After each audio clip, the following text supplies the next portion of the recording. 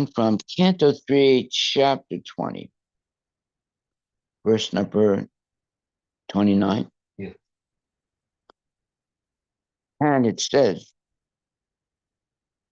the body given up by Brahma took the form of the evening twilight, when the day and night meet, a time which kindles passion.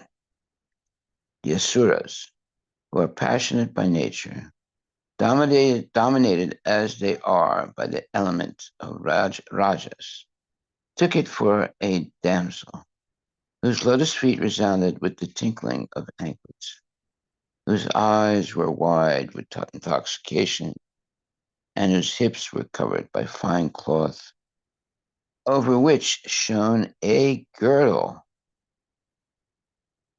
Purport by His Divine Grace, A.C. Bhaktivedanta Swami Srila Prabhupada. As early morning is the period for spiritual cultivation, the beginning of the evening is the period for passion. Demoniac men are generally very fond of sex enjoyment. Therefore, they very much appreciate the approach of evening. The demons took the approach of the evening twilight to be a beautiful woman, and they began to adore her in various ways. They imagined the twilight to be a very beautiful woman with tinkling bangles on her feet, a girdle on her hips, and beautiful breasts. And for their sexual satisfaction, they imagined the appearance of this beautiful girl before them.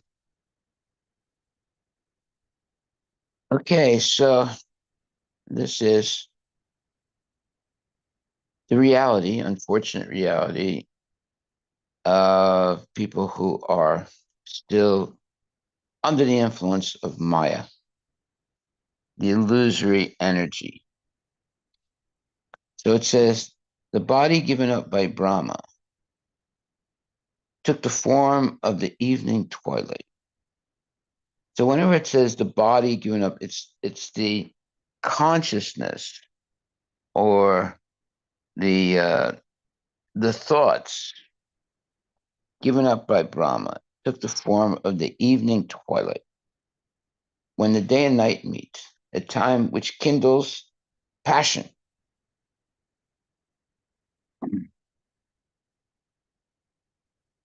The Asuras, who are passionate by nature, dominated as they are by the element of rajas, lust, took it for a damsel,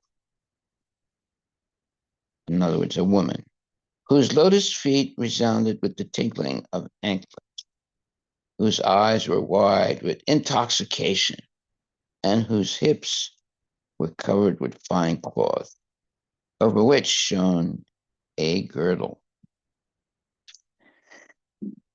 Purport by His Divine Grace, A.C. Bhaktivedanta Swami Prabhupada. As the early morning is the period for spiritual cultivation, the beginning of evening is the period for passion. Demoniac men are generally very fond of sex enjoyment. Therefore, they very much appreciate the approach of evening. The demons took the approach of the evening twilight to be a beautiful woman, and they began to adore her in various ways. They imagined the twilight to be a very beautiful woman with tinkling bangles in her feet, a girdle on her hips, beautiful breasts, and for their sexual satisfaction, they imagined the appearance of this beautiful girl before them. Okay, so this is a very important verse because it shows how the mind of uh, persons are who are not chanting Hare Krishna. Rather, they're meditating on the body of women. and they have flights of imagination of sense gratification with this woman. It doesn't have to be a physical woman. It can be a woman that they're meditating upon. Just like we meditate on Krishna, some men are always meditating on the bodies of women. And that is their, let's say, meditation. And this is, unfortunately, the situation with most men in the material world, most materialistic men. Even though they do not engage in illicit in sex, they're still remembering sex that they had in previous times and still meditating on that.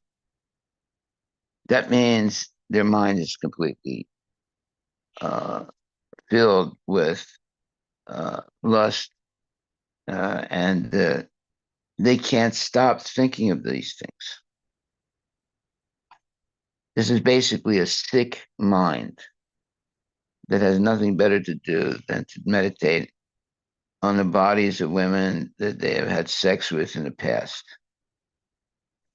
And there are people like that. There are many people like that, many men like that. They, even though they're not having sex at the present time because they're too old or whatever, they're still meditating on sex that they had previously. And it is, uh, it shows their bankruptcy, spiritual bankruptcy. They don't have anything better to do.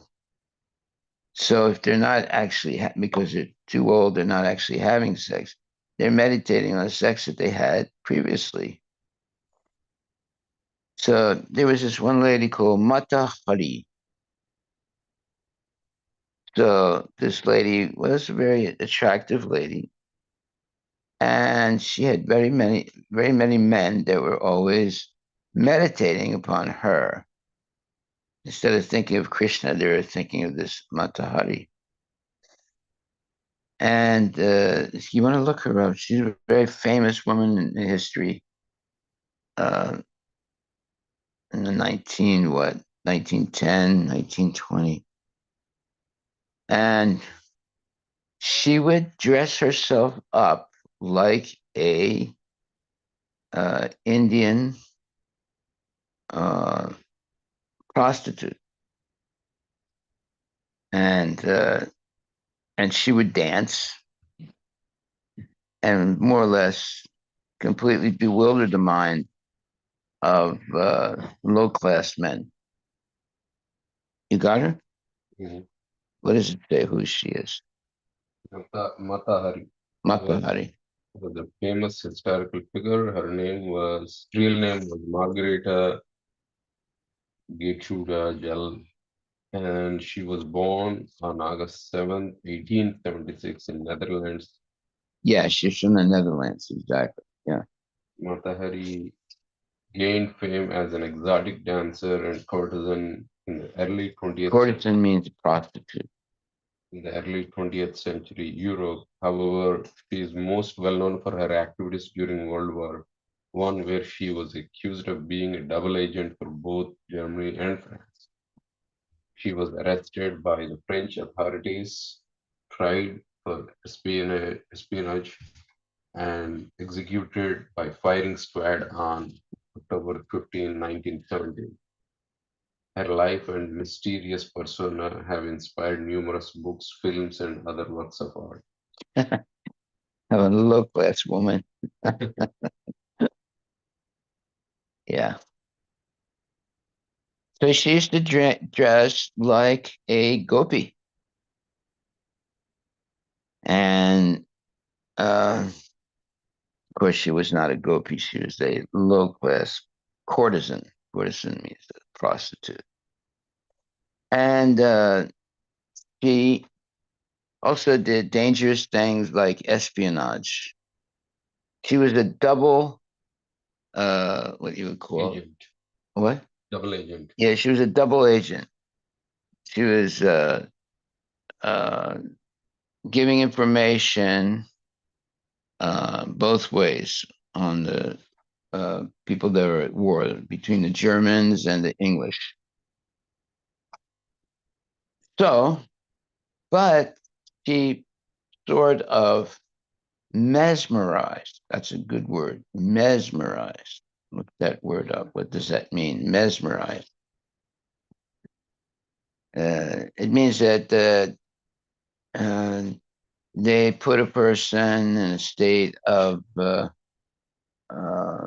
being overwhelmed by their beauty or their sexual appearance, and they can't get their mind off of that person. What does it say? Mesmerized. Means fascinated or captivated by something or someone that you're unable to pay attention to anything else. See, there it is. Often implies a spellbinding or hypnotic effect. Yes, she was able to do that.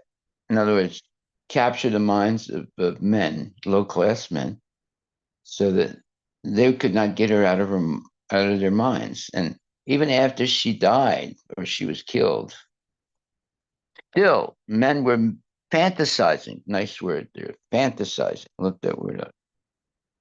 Fantasizing. Fantasizing about her and having sex with her even after she was dead. That's how you can call powerful her persona was. That men would be meditating on the sex they had with her like 20, 30, 40, 50 years after she died. What does it say? Fantasizing means imagine or daydream about something that is not real, often involving scenarios that are highly desirable or idealized. It usually refers to indulging in thoughts about things one wishes to happen or experiences one desires to have. Yeah, well, these are things that did happen, and they were fantasizing on it 30, 40, 50 years after she died, you see. And what happens is that it overwhelms the minds of low class men, and they can't think of anything else. So they're fantasizing. Look at that word up. What does that mean? Fantasize. I just said, Oh, imagine or daydream about something that is not real, often involving scenarios that are highly desirable. yeah. Okay, so this was the uh, Matahari was a prostitute who was a double agent of the British and the Germans, and she got caught, and then she was uh, killed. They put her in front of a uh, Right. fire squad, and they shot her. I think it was the Germans that did it, right? Was it the Germans or the French? The The French. French, yeah. French are expert at killing women.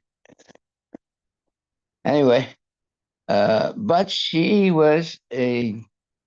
dressed like a, well, I don't want to say gopi, but she dressed like an Indian prostitute. Okay, that's the right thing. She dressed like an Indian prostitute.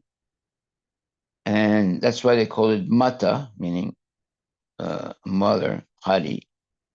Uh, she sort of uh, stole that name from India. And she was a famous prostitute. She was born in the Netherlands, but she dressed like, a so-called Indian prostitute. I don't want to say like a gopi because she she was not a gopi. Let's put it like that. She dressed like an Indian prostitute. That's the more correct way to look at it. And she was very famous.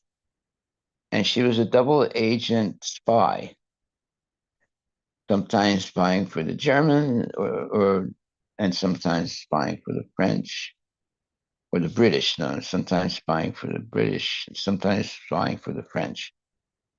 Okay, so but there were men who may have had sex with her or may not have had sex with her, but were still thinking about her many, many years after she died.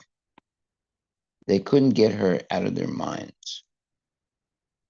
And it just shows how dangerous it is to meditate on the physical parts of a woman, especially a woman that's a prostitute.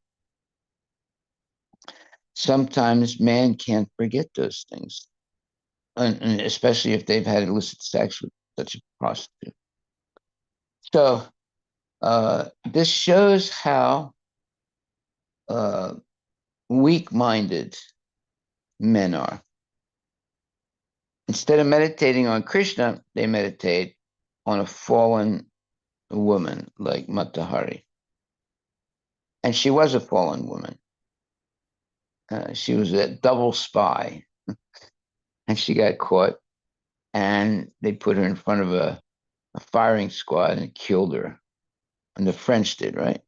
Mm-hmm. Yeah. Okay, so uh, this is not a person that we should meditate on, but you can see also how she uh, tried to get the persona of an Indian uh, gopi, dressing exactly like an Indian gopi. How many pictures there were? Anyway, we don't need to see it. Okay, so then, so now we're on the Canto 3, Chapter 20, Text 30.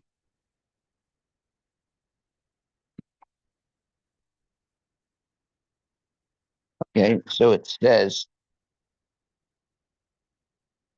uh,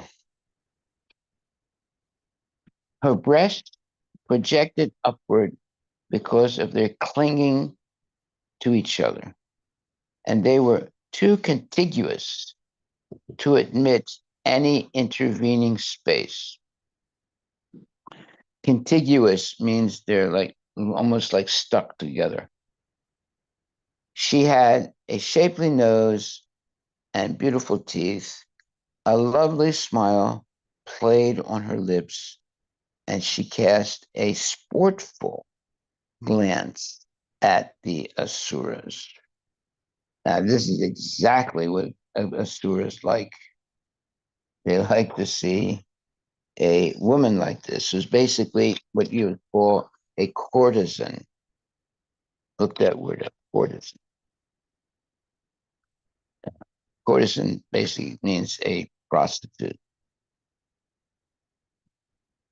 And so here this verse is saying the body given by Brahma took the form of the evening twilight, when the day and night meet, a time which kindles passion. The Asuras, who are passionate by nature, dominated as they are by the element of rajas or lust, took it for a damsel. In other words, they're taking the evening twilight when the day and night meet, which is a time that kindles passion. They're taking it as a uh, damsel or a beautiful woman whose lotus feet resounded with the tinkling of anklets and whose eyes were wide with intoxication and whose hips were covered by fine cloth over which shone a girdle. Purport by His Divine Grace A.C. Bhaktivinoda Swami Prabhupada. As early morning is the period for spiritual cultivation, the beginning of evening is the period for passion. That's why it's very good to take rest early, because as the evening proceeds, passion increases for sense gratification. That's why devotees go to sleep early, uh, sometimes 8:30 or 9 o'clock or 9:30 or 10 o'clock at the latest, so they can wake up early, let's say 3 o'clock in the morning, and chant their rounds.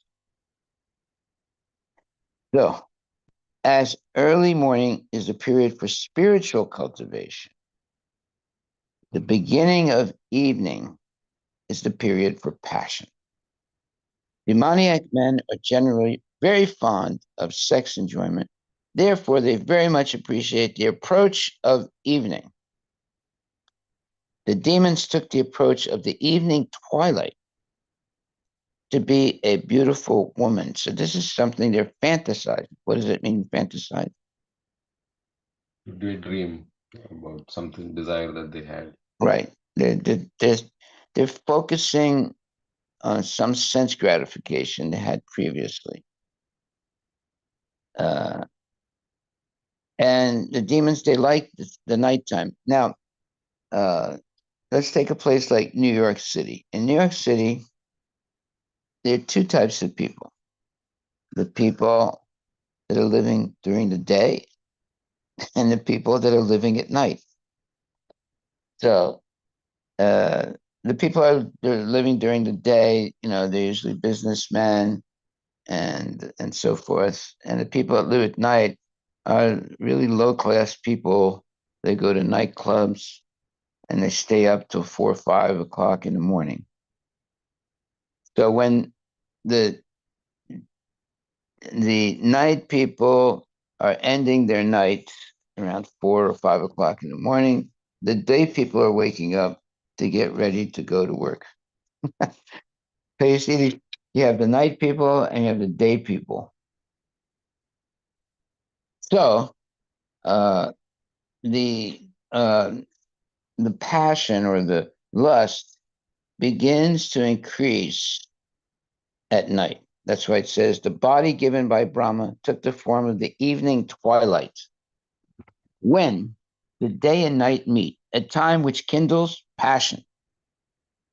The asuras, who are passionate by nature, dominated as they are by the element of rajas, lust, took it for a damsel whose lotus feet resounded with the tinkling of anklets, whose eyes were wide with intoxication, and whose hips were covered by fine cloth, over which shone a girdle. A girdle is something that women wear over the middle part of their body. Okay. So we see that most sense gratification is fantasized. Most sense gratification is fantasy, especially as a man gets older, they fantasize on sense gratification they had when they were younger. And one example is this lady called Matahari. They were and some newspaper people were interviewing a man who had a relationship with Matahari, and this is like about 40 years after she died. And they were asking him some questions, or what was it like to know her, blah blah blah. And he said, "Well, I still can't get her out of my mind, even though she died 40 years ago." Mm-hmm. So this is the danger of uh, meditating in a illicit way on a woman, especially a courtesan or a prostitute. He couldn't get his mind out away from her even after 40 years. So uh, that's why it's important to chant Hare Krishna, to purify your mind of any let's say, contaminating things that you might see or hear during the day. And there are a lot of contaminating things that we hear or see during the day. So to get that out of the mind, we chant Hare Krishna, Hare Krishna, Krishna Krishna, Hare Hare, Hare Rama, Rama Rama, Hare. And we go and see the deities. Very important. You see how beautiful Radha and Krishna are. Instead of meditating on the body of a courtesan, we meditate on the body of Radha and Krishna. And instead of going to the nightclub and drinking liquor and so forth, we come to the temple to see the arti and chant Hare Krishna. That is very important for everyone, for men and women, to get their minds purified and hear lectures by genuine devotees, have nice prasadam, and especially see the deities, have darshan, and take part in the arti ceremony and so forth. This is to protect us from having a contaminated mind. And a contaminated mind, and just like if something is contaminated, like smells really bad, and we don't like that. But the mind can come contaminated and smell bad in the sense that it is full of gross thoughts that are that are hard to get out of the mind. That's why we chant Hare Krishna. Eventually, all those gross thoughts will be eliminated by the chanting of the holy name. Okay. So there are certain times of the day, like morning time is a part of the day where we're, let's say, most alert.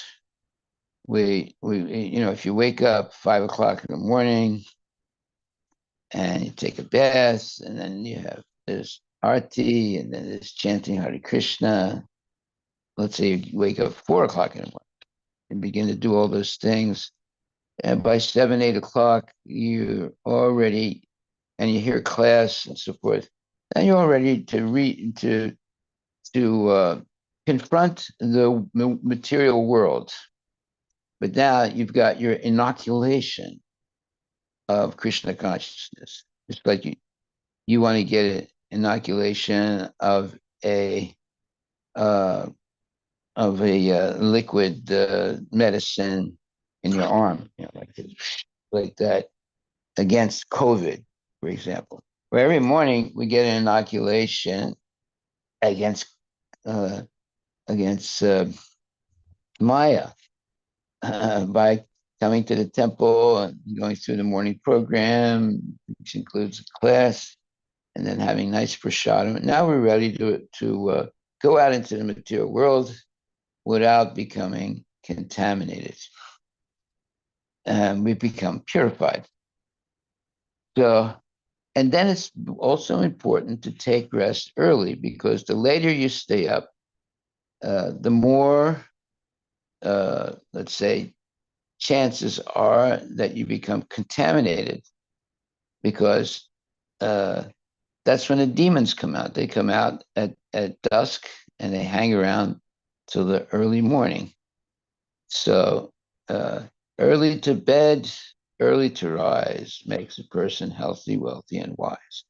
So we should get into the habit of taking rest early, like before 10 o'clock at night, and waking up early, let's say 3 o'clock or maximum 4 o'clock. These are all principles of spiritual life: early to bed, early to rise, and chanting Hare Krishna Maha Mantra to purify the mind of any bad thoughts or things that we saw during the day or heard also during the day. So it says here, as early morning is the period for spiritual cultivation. That means we should always wake up early in the morning and take a bath and then start chanting Hare Krishna and then see the deity and so forth.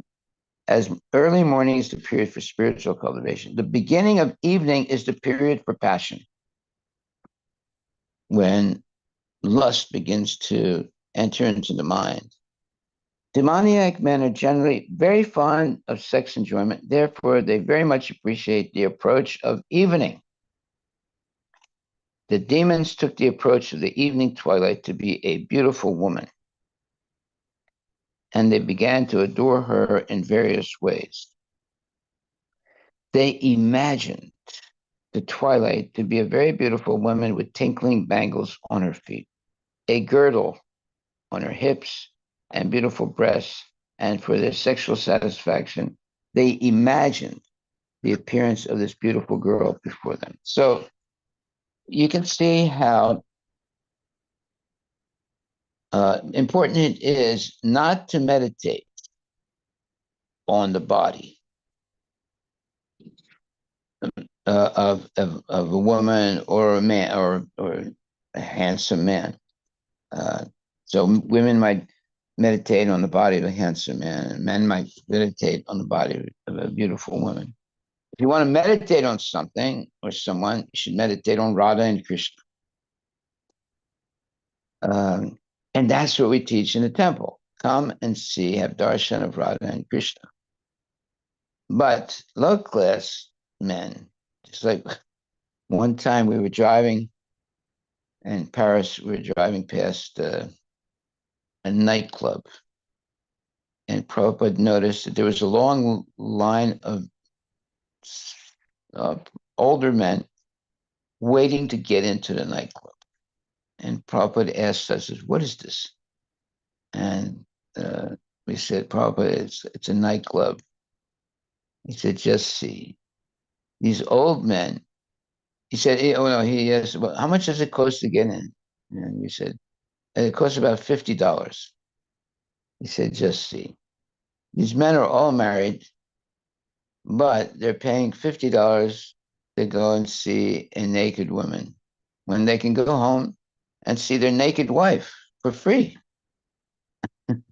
So he was just saying how crazy these people were, these men were, and uh, and it's a fact that someone who doesn't have any Krishna consciousness is completely spiritually bankrupt, and they waste their life meditating on uh, what you would call uh,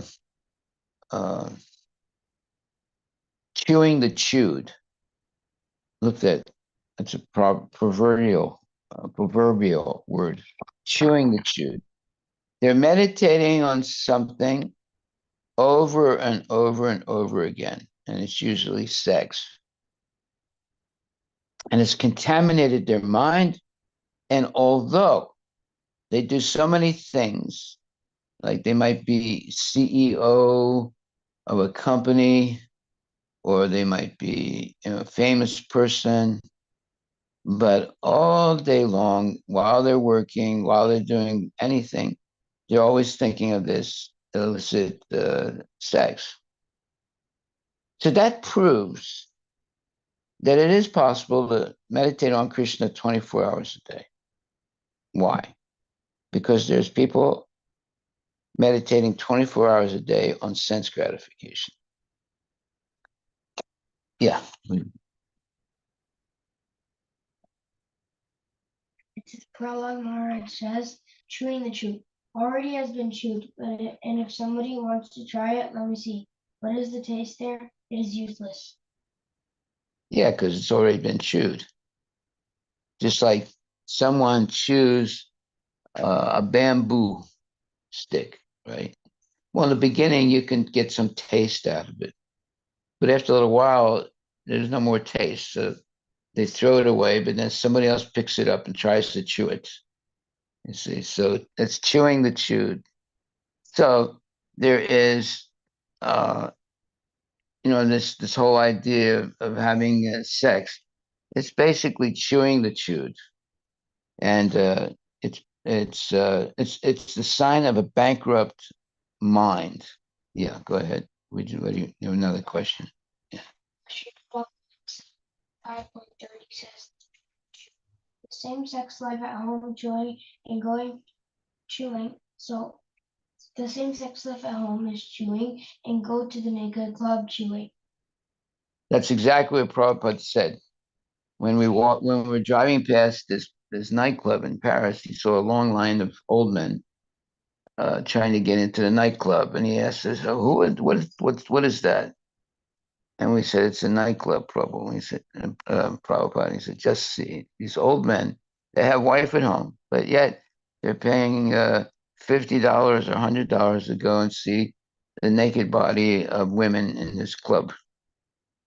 So, so this is because such people are spiritually bankrupt. Instead of going and seeing the beautiful body of Radha and Krishna, they are trying to go into the nightclub. So that means that they have no spiritual attraction at all. They're completely bankrupt. And this will go on right up to the moment of death. Just like one time, these two men were talking, and one was a devotee, and he was explaining to the other man how it's possible that a materialistic person can think about sex right up to the moment of death. And the other person said, "No, I don't believe that." And he said, "Yes." He said, "No, it's very hard for me to believe that." So they decided to go to a hospital to see people who were, like close to death. And so they also took, so one of the men had a teenage daughter. So they took the teenage daughter with them, and they walked into the hospital, and there were different uh, rooms, but there were some rooms where, people were very close to death. So when they went into the hospital to one of these, walking past the rooms, sometimes you can look into the room. And there was one man that was dying. And when they stopped to look into that room, the old man noticed the young girl with the two men. And he tried to lift his body up a little bit and was looking toward the young girl, and then he died. And this was shocking to the men that they took the young teenage girl with them, to see that even at the moment of death, they're still thinking about sense gratification. You see, so that's how dangerous sense gratification is. That's why we go to bed early and we wake up early and chant our rounds, come to the temple, see the deities, etc., etc. Because if you don't do that, then the mind is going to wander here and there and eventually become corrupted by all the nonsense in the material world today. And there's a lot of nonsense today. So it's important not to, it's important to have a scheduled life in which you cannot put a pin into a moment of not doing anything. That every moment you're doing something that's Krishna conscious. That way Maya can't enter into your life. But if you have lapses, whole periods of the day where you're just fantasizing, and that's very dangerous. So we should have something creative to do, and dutifully 24 hours a day. So when you say 24 hours a day, well, how can it be 24 hours if you go to sleep? No. If you go to sleep early and to wake up early, then you're actually using the sleeping time in a positive way to support your Krishna consciousness. So that means you're Krishna conscious 24 hours a day. Okay. So we were on text 35 or 30? 30 and 30 we also we covered 31. 31? We just covered 29 and Oh, okay. Yeah, 30, 31. 30 or 31? 31. 31. And it says, adorned with dark tresses, she hid herself, as it were, out of shyness. Upon seeing that girl, the Asuras were all infatuated with an appetite for sex. Purport by Srila Prabhupada. The difference between demons and demigods is that a beautiful woman may easily attract the minds of demons, but she cannot attract the mind of a godly person. A godly person is full of knowledge, and a demoniac person is full of ignorance. Just as a child is attracted by a beautiful doll, similarly, a demon who is less intelligent and full of ignorance is attracted by material beauty and an appetite for sex. The godly person knows that this nicely dressed and ornamented attraction of high breasts, high hips, beautiful nose, and fair complexion is Maya. All the beauty a woman can display is only a combination of flesh and blood. Sri Sankaracharya has advised all persons not to be attracted by the interaction of flesh and blood. They should be attracted by the real beauty in spiritual life. The real beauty is Krishna and Radha. One who is attracted by the beauty of Radha and Krishna cannot be attracted by the false beauty of this material world. That is the difference between a demon and a godly person or devotee. Well, this is a very important purport.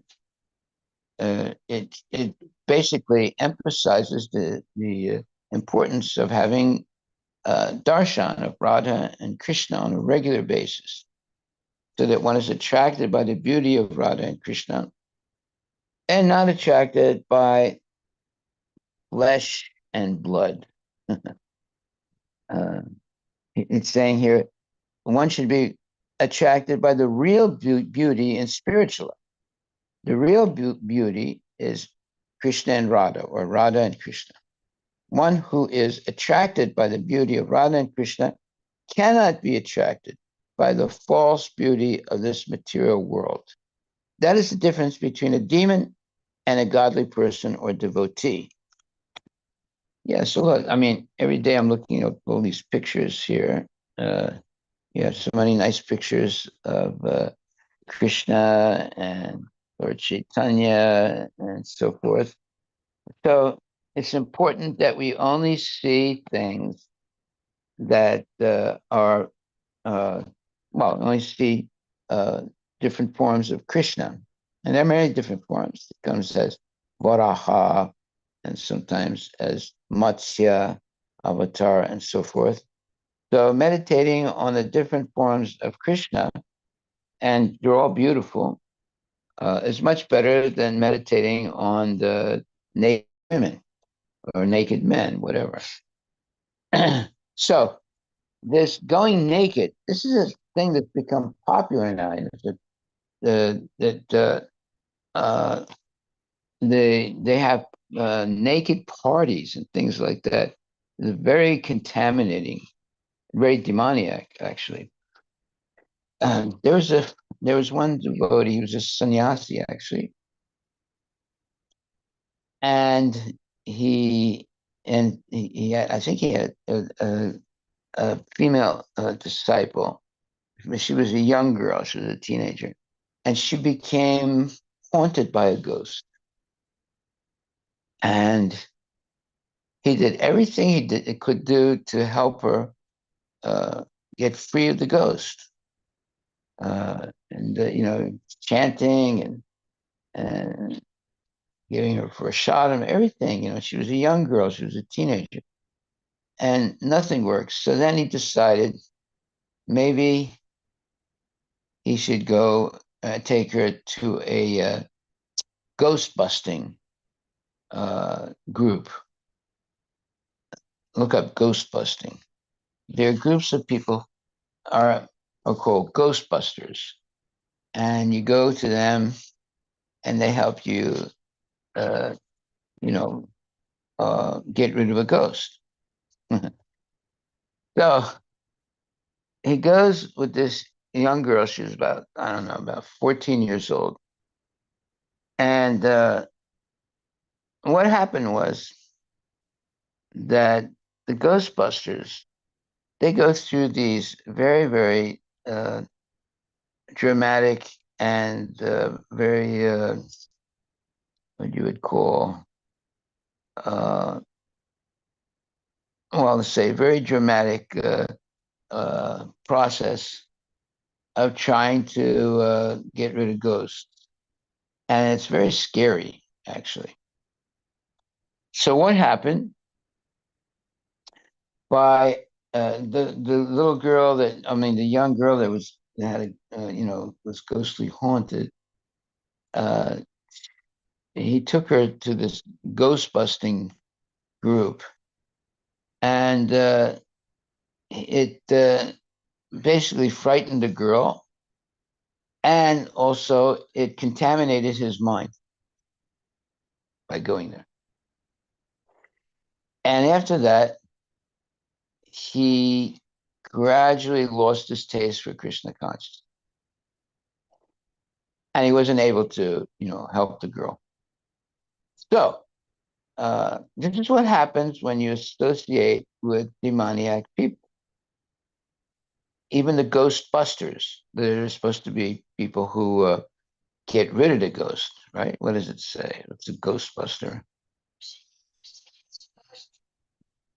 Paranormal activity or phenomena, or who claims to be able to banish ghosts. Right, a Ghostbuster. That's what we call them, Ghostbusters. People go to the Ghostbusters to get rid of the ghost, but usually what happens is uh, the ghost leaves the person that they were ghostbusting and enters into the Ghostbuster. That's happened many times. Uh, so the whole thing is nonsense. But are there ghosts? Yes. Prabhupada once wanted to rent some uh, place, and it was very inexpensive because nobody wanted to rent that place because it was ghostly haunted. So Prabhupada rented the place. And in the beginning, he would sit down on a chair and chant Hare Krishna, Hare Krishna, Krishna Krishna, Hare Hare, Hare Rama, Rama Rama, Hare. This went on, I think, for days, maybe weeks,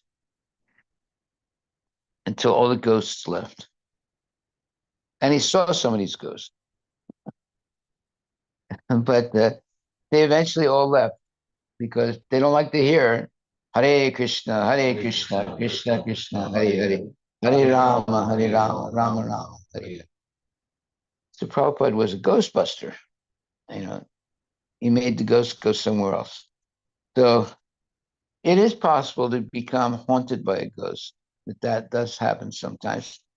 Who gets haunted by a ghost? A person who is not bathing regularly, not brushing their teeth, not keeping good hygiene, and staying up really late and waking up really late and eating nonsense things like meat and fish and all that stuff. And basically, a person who is going closer and closer to death by all these bad habits. Of course, taking intoxicants, especially.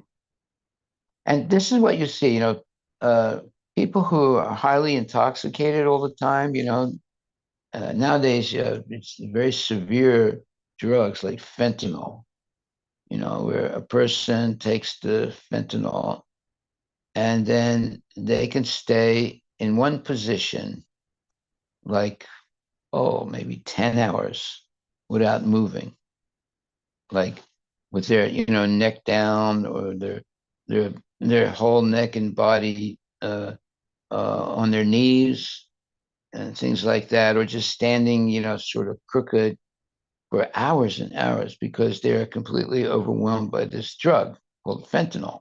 Once you look up the drug fentanyl, very dangerous drug. It's very cheap. It's just a little pill like that, and it's very intoxicating. And you can actually die very easily, overdose on it.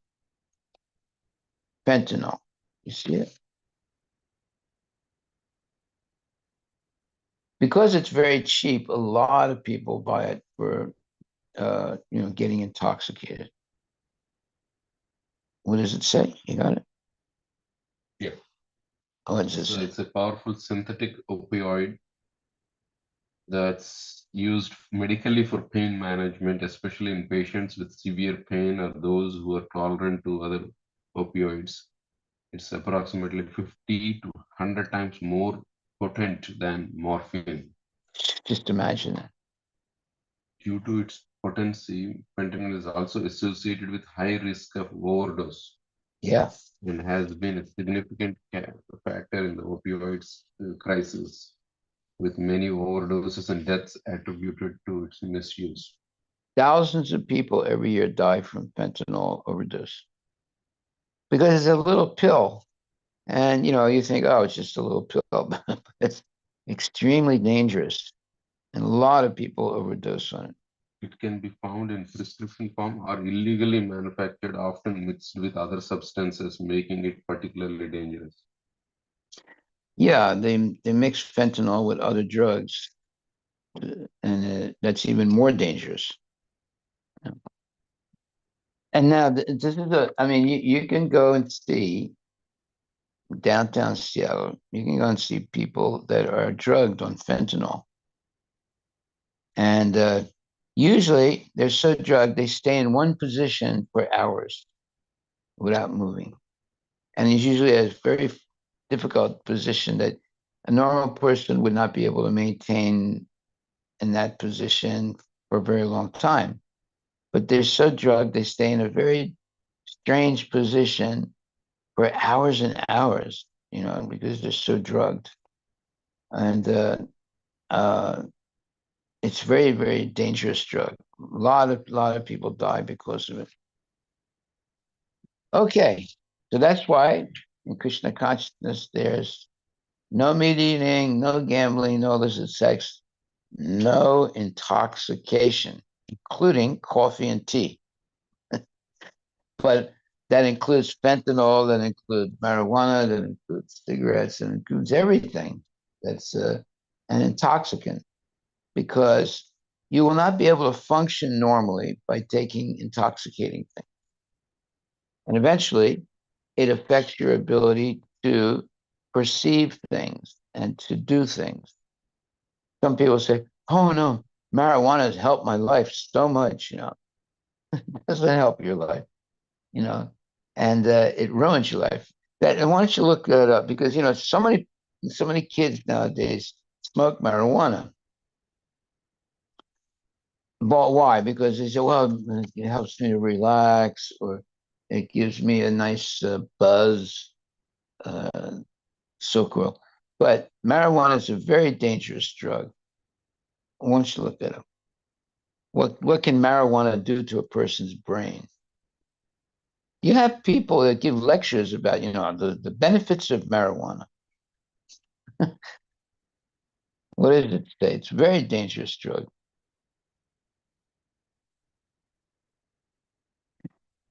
And a lot of kids get hooked on marijuana. What does it say?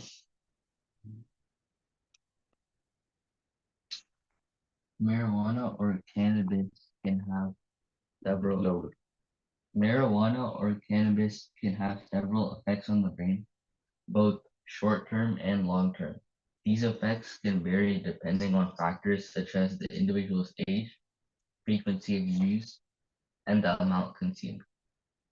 Some of the effects include short-term effects are altered senses, so changes in perception, such as seeing brighter colors, altered sense of time, difficulty in perceiving time accurately, mood changes, impaired body movement, difficulty with thinking and problem solving, and impaired memory. The long-term effects include brain development. In young users, marijuana can affect brain development, potentially leading to cognitive impairments and reduced IQ. Wow. Mental health issues, increased risk of mental health disorders such as anxiety, depression, and in some cases, psychosis, especially in individuals predisposed to these conditions. Addiction, regular use can lead to marijuana use disorder with symptoms of dependence and withdrawal. And lastly, impaired cognitive function.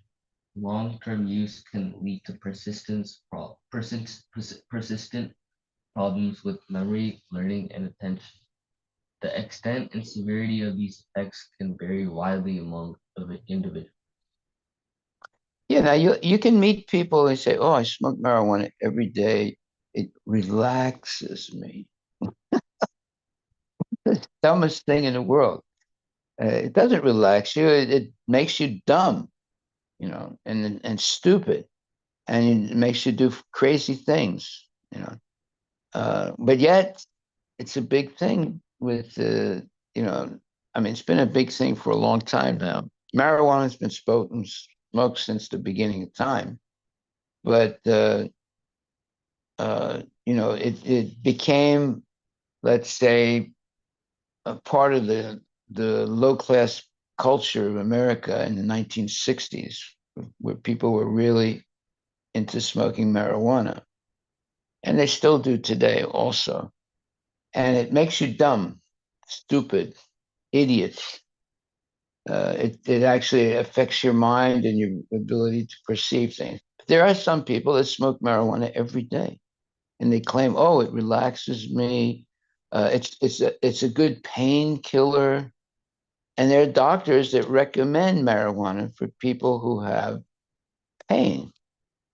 Did you know that? The doctors actually recommend it.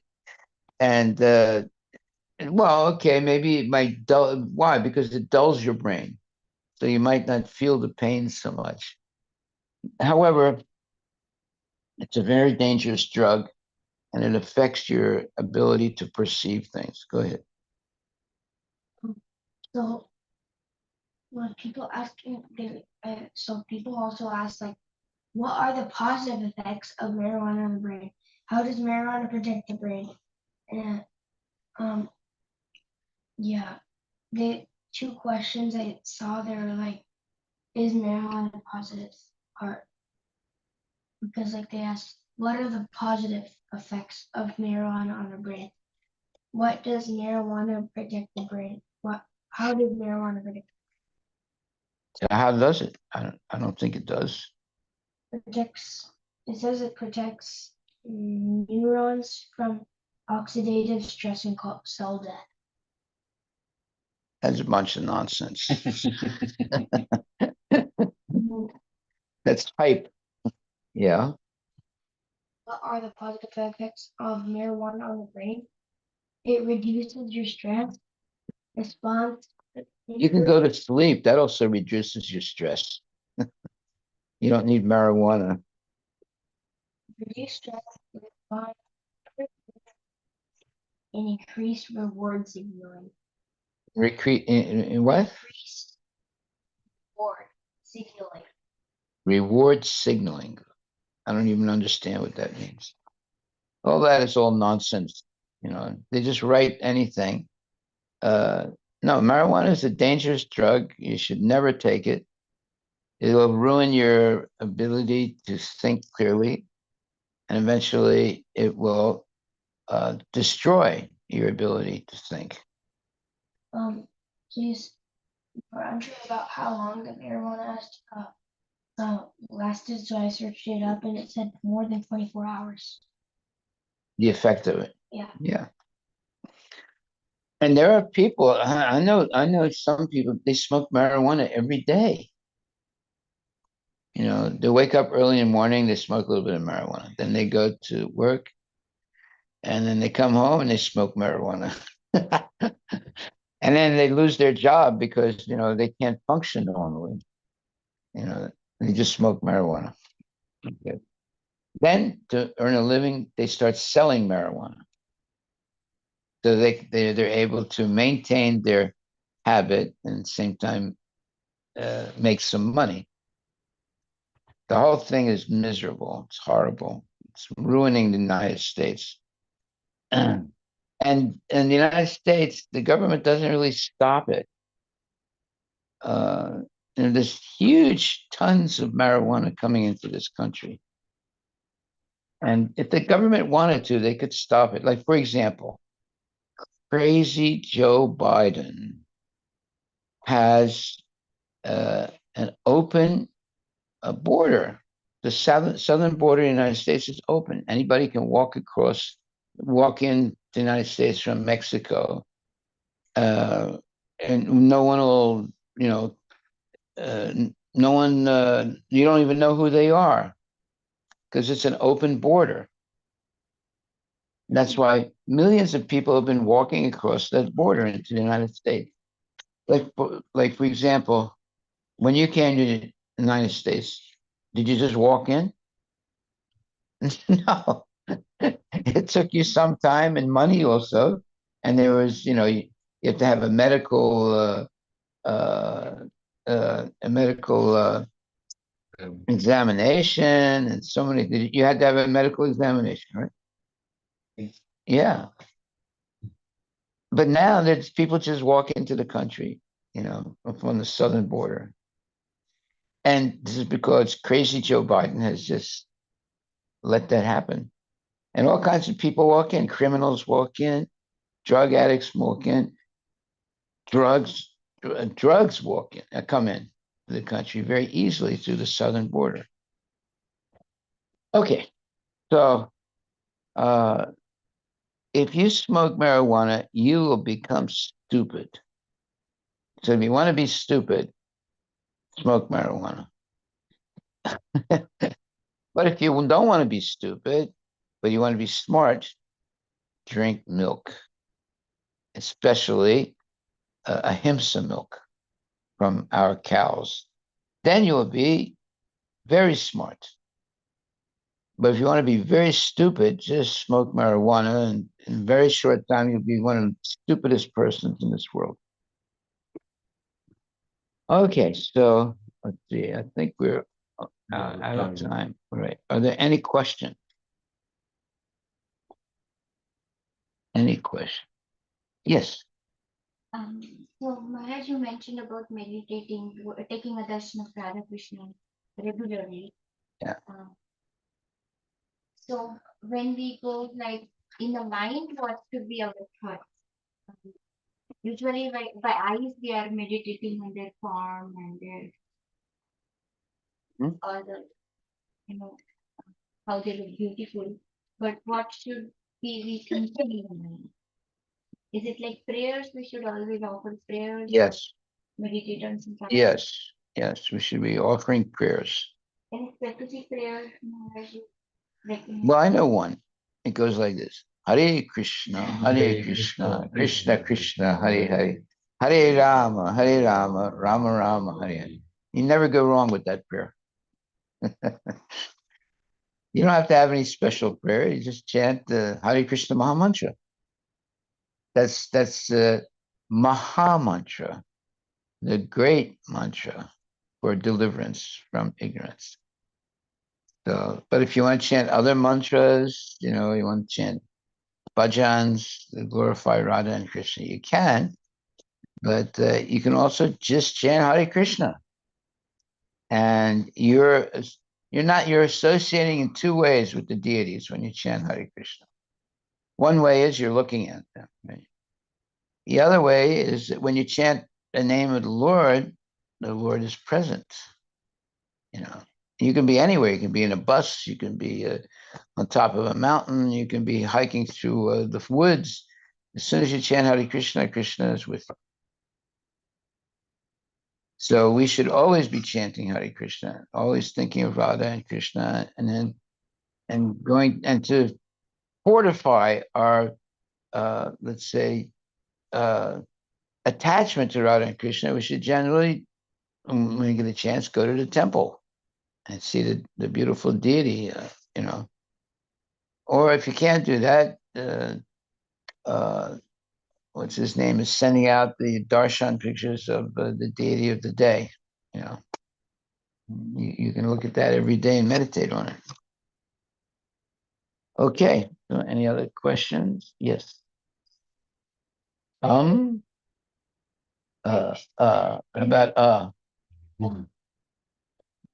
Go ahead. So in the story of the girl and the ghost, why did the holy name not was not able to remove the ghost death? Well, because uh, the person that was trying to help her was not spiritually strong enough to do it. See? And by the way, you don't want to get involved in these things because it's very horrible. Now, the best way to avoid ghosts is to bathe regularly, cut your fingernails, have good hygiene. Because ghosts, they like people that, that they don't bathe regularly. Now, that's one. Number two, eat only prasadam. Because ghosts like people that eat fish and uh, all kinds of horrible things like meat and things like that. So only eat prasadam. And the ghosts, they like people that uh, waste their time, watching television and talking nonsense and staying up late.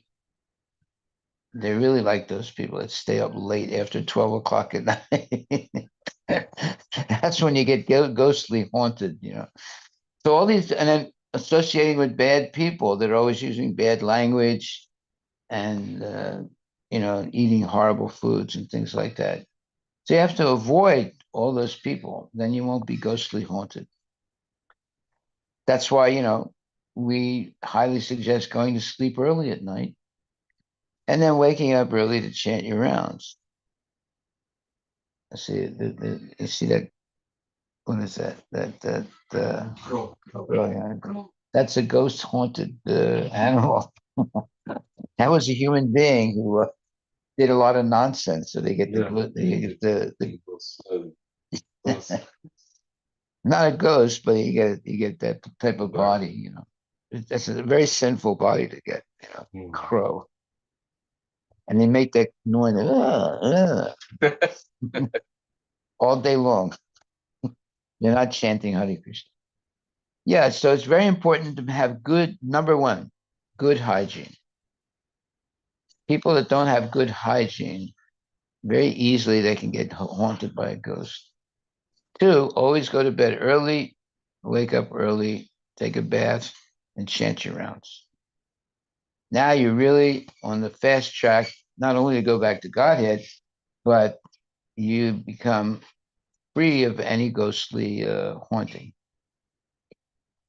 It's when you have bad habits, you go to sleep late and you eat nonsense stuff like meat and all that stuff and take intoxicants, marijuana and all that nonsense. Then you're on a fast track to be ghostly haunted. Okay. Any other questions? All right. So chant Hare Krishna and be Haribol. No ghost. Hare Krishna, any other questions online?